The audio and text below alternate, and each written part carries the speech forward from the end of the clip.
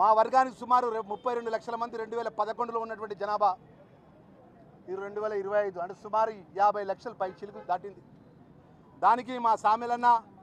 మా గౌరవ శాసనసభ్యులు మనమందరం కూడా మన అఖిల భారత కాంగ్రెస్ పార్టీ ముందు మన న్యాయమైన సమస్యను మనవి చేయాలని చెప్పి మొదలు గౌరవ ముఖ్యమంత్రి వర్యులు, అదేవిధంగా మా పిసిసి అధ్యక్షులు, మా ఇన్ఛార్జ్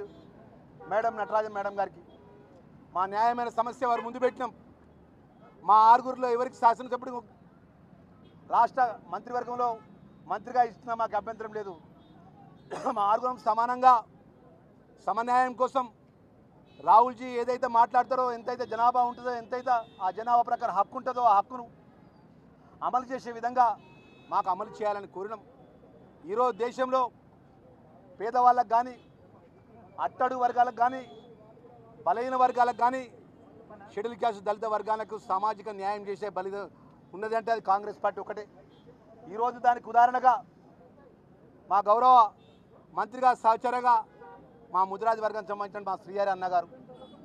అదేవిధంగా పెద్దలు మాల వర్గానికి సంబంధించిన మా షెడ్యూల్ క్యాస్ట్ అన్నదమ్ములాగా కలిసినటువంటి మా వివేక్ వెంకటస్వామి గారు, సుమారు 32 లక్షల మాదిగా కుల బాంధవుల పక్షాన మా ఆరుగురు ఎమ్మెల్యేల యొక్క కష్టంతో శ్రమతోని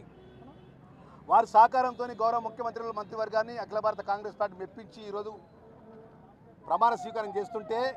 ఒక సామాన్య కార్యకర్తనండి నేను. కాంగ్రెస్ 2084 కాంగ్రెస్ జెండా పట్టుకొని ప్రారంభించినటువంటి నేను